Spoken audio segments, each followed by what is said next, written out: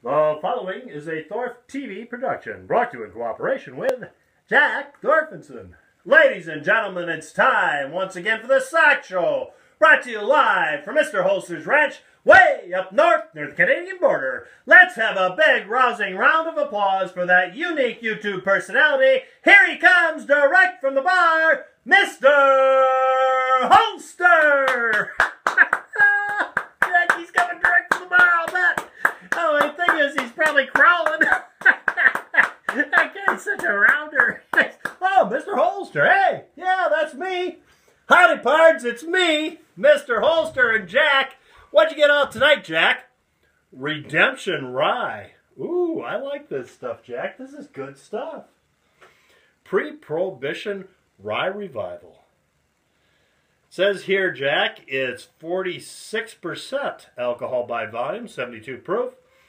Batch number 248. Well, let's pop the top on this one, as Machine Gun Kelly would say. Oh, yeah, and it's got a real cork, too. Oh, yeah, this is good stuff. Take a whiff of that, guys. That is good rye. Let's go. Let's get it going. Yeah. We should clean these once in a while, Jack. A little West Texas dust. Okay. All things in moderation, except when you got a redemption rye. At that point, maybe not so moderate. That's kind of moderate. It's not coming over the top of the shot glass. We don't want to spill any on the bar. It burns a hole in the bar. There we go. Ready, guys? To the sunny slopes of Longo.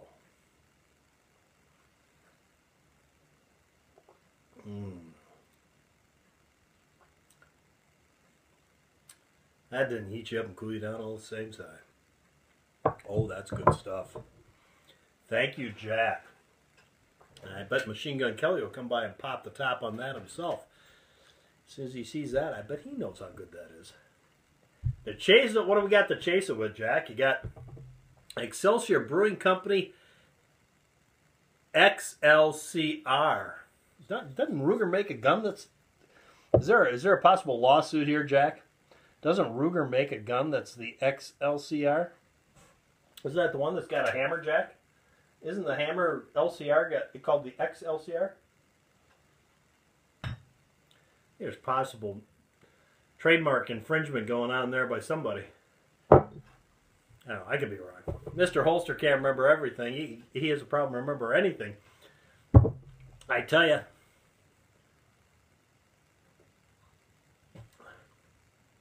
Oh, that's an Indian Pale Ale, huh?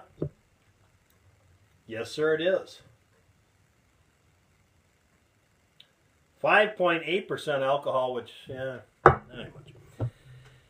Okay, I tell you, Jack and I were out the other night. We were down at the VFW, and by the time I got home, I was so tired, I fell asleep before my head even hit the lawn. I tell you, I was just knocked out. I wouldn't even have gotten up at all the next morning if the sprinklers wouldn't have gone off. Funny part about that is we don't have automatic sprinklers here. My wife actually set one up and turned it on. At any rate, when I was a kid, I tell you, I never, ever got any respect from anybody. Nobody ever wanted to have anything to do with me. It's kind of like the same thing on YouTube here. And I can remember when I was a kid, I had a yo-yo wouldn't come back to me. My dad once said to me, he said, "Son?" I said, "Dad?" He said, "Son, do you want to go to the zoo?" And I said, "Yeah, Dad, I'd like to go to the zoo." And he said, "Well, kid, if they want you, they'll come get you." Well, there you go, guys. There's a monologue. Jack's not writing my monologue anymore. All right, Jack. He's on strike. This is 2 weeks running. He hasn't written me a monologue. It's starting to bother. Don't turn your head away, Jack. Seriously. It's unprofessional. The show's going on, Jack. He's still upset about what happened with that gal. But now he's not upset about that. He's upset at me for telling him he shouldn't be upset. Just no way to win. Seriously, Jack, I already have one wife. She's not talking to me either. At any rate, this is what I thought I'd talk about tonight. I got out my SIG 1911 because I talked about it last week. And I made references to this and I didn't have it out. So I thought I'd get it out and show it to you. Because this is kind of a neat gun, I think. But I know some people don't like the SIG 1911s. And I don't know why. I haven't had any problem with that other one. And I really like the looks of this one.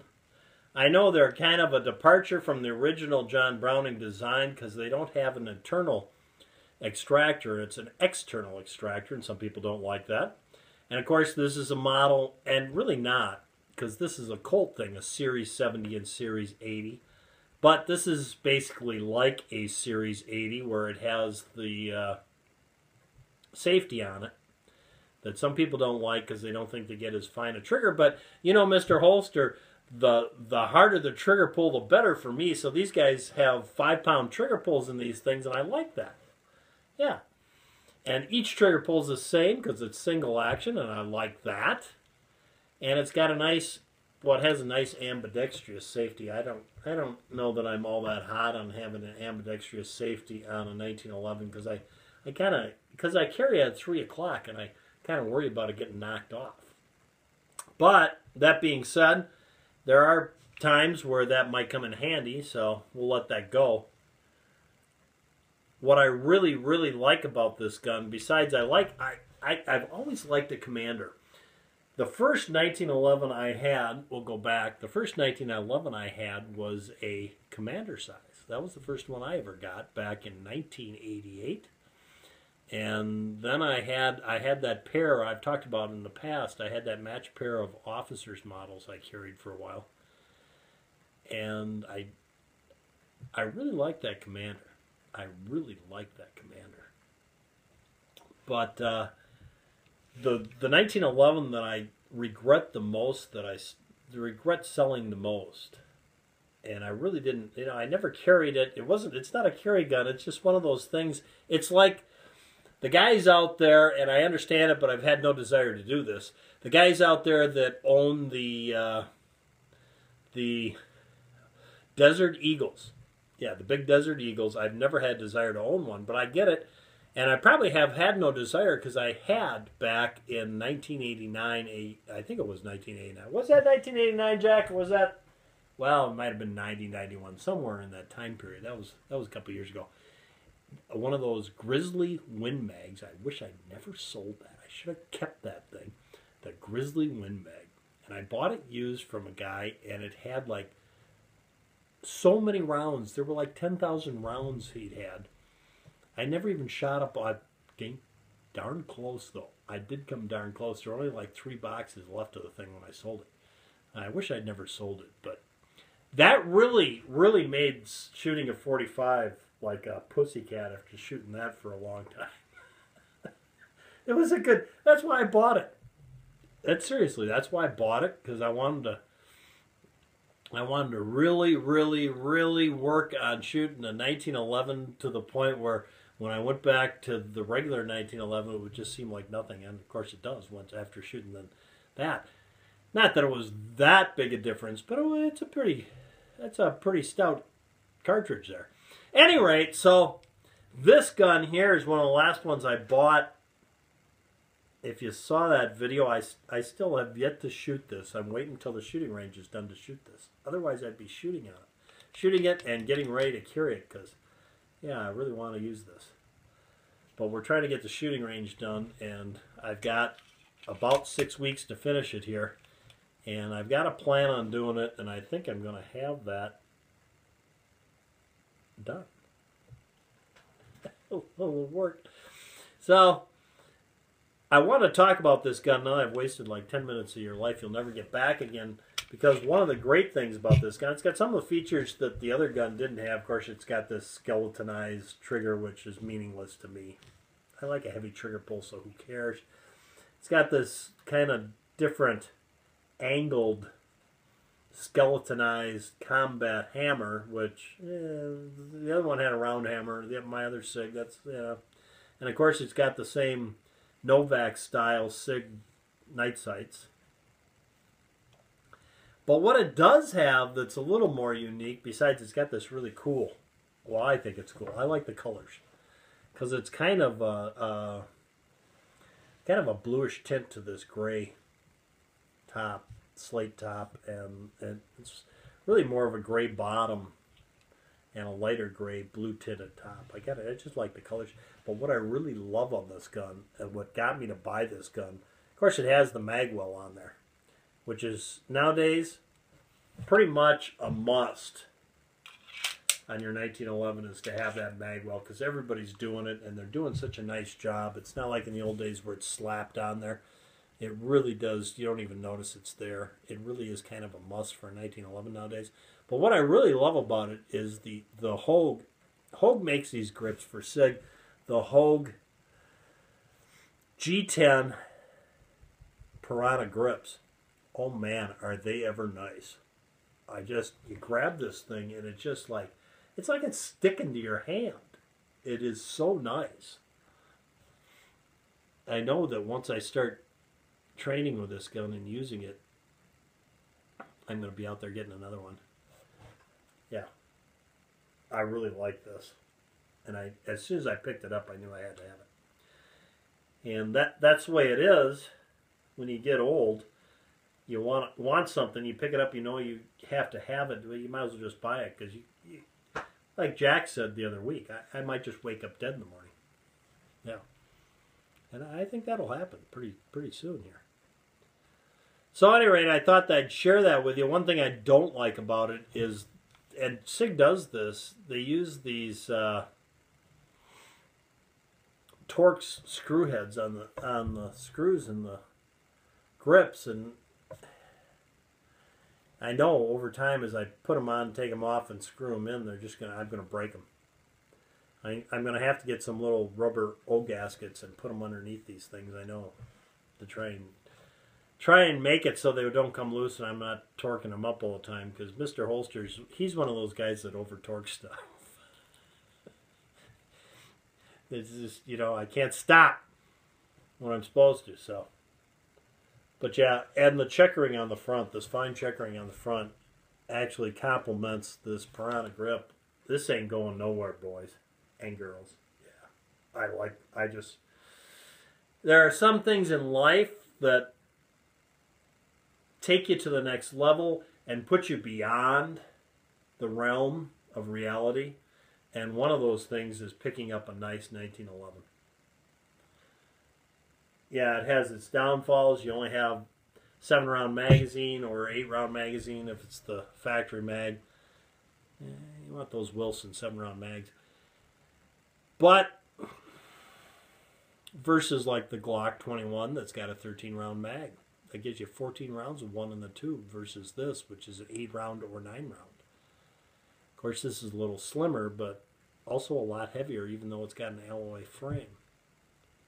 But there's just something about it, and you pick it up, and especially a guy like me, not saying that in a way like I'm special, but a guy like me that would just soon ride his horse every day and not have to use a car. Yeah, cars, mechanical things are just a real problem for MrHolster. Not good with mechanical stuff. No, I just soon have a horse. So you got a gun like this that goes way back to shortly after the turn of the century, and actually was developed probably. He was probably working on that just a few years after the turn of the century. So, yeah. There you go. MrHolster waxing romantically about his 1911. That's a long ways from John Browning's design with the external extractor and the plastic finish on it, and or PVC finish, and these fiberglass G10 Piranha grips and all the other crap. But still, when I grab it, yeah. There you go, guys. There's the SOCS Show for tonight. Thanks for tuning in, and I'm having a contest right now. It's called the American Gunfighter 5,000 sub giveaway, and all you got to do to get in our contest tonight is, I'll put that down so you can see Jack. other than Dancer. Dancer's stubborn too. She's a stubborn horse, but man, he just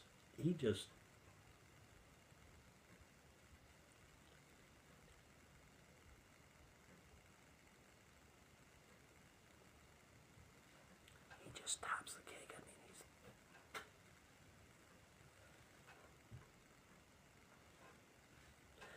Thanks for tuning in, guys. We're having this contest right now, the American Gunfighter 5,000 sub giveaway. Jack and I, yeah, Jack's funding it because he's a sport, and he got all that money from Hollywood.